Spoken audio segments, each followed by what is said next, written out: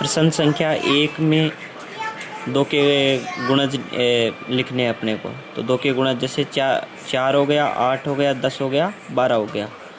और इसमें 9 के गुणज है, तो 9 के गुणज जैसे 9 दूने 18, 9 तिया 27, 3 से गुणा कर सकते हैं अपन। फिर जैसे 4 से कर दिया, ऐसे 5 से कर दिया, ऐसे ये सारे गुणज लिखने हैं। अगले प्रश्न में दी गई संख्याओं के गुणज पर गोला लगाइए। जैसे 5 का गुणज है तो 5 का गुणज यानी कि जिसमें 5 का पूरा पूरा भाग जाए तो कौन सा है? 15। ऐसे ही 8 का गुणज, 8 का गुणज मतलब जिसमें 8 का पूरा पूरा भाग जाए तो कौन सा है? 8, और कोई इसमें है नहीं। ऐसे आप 12 का कर सकते हो और 16 का करना है।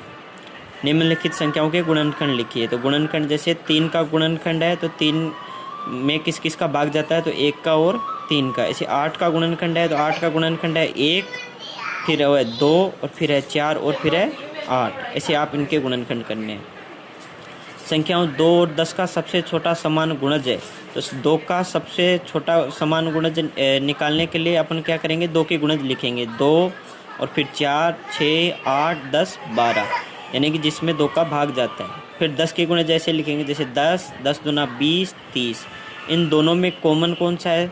तो कॉमन है 10, और सबसे छोटा भी 10 ही है। तो अपन कह देंगे 2 और 10 का सबसे छोटा समान गुणज है 10। ऐसे 3, 15। संख्याओं के गुणनखंड की समझ विकसित कर पाना। जैसे यहाँ पे आपको कोई बॉक्स दिया है और आंसर है 28, 1 से मल्टीप्लाई करेंगे तो 1 से किस को मल्टीप्लाई करेंगे? गुणा करेंगे 28 को, तो क्या आ जाएगा? 28। ऐसे 2 है तो 2 को अपन मल्टीप्लाई करेंगे किससे?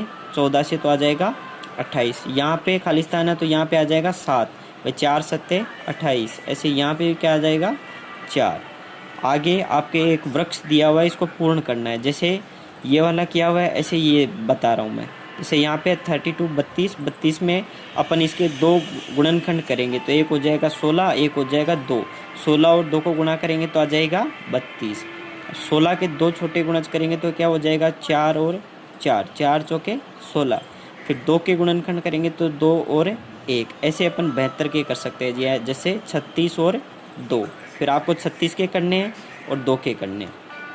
अगला क्वेश्चन, संख्याओं के अभाज्य गुणनखंड। तो अभाज्य गुणनखंड कैसे करेंगे?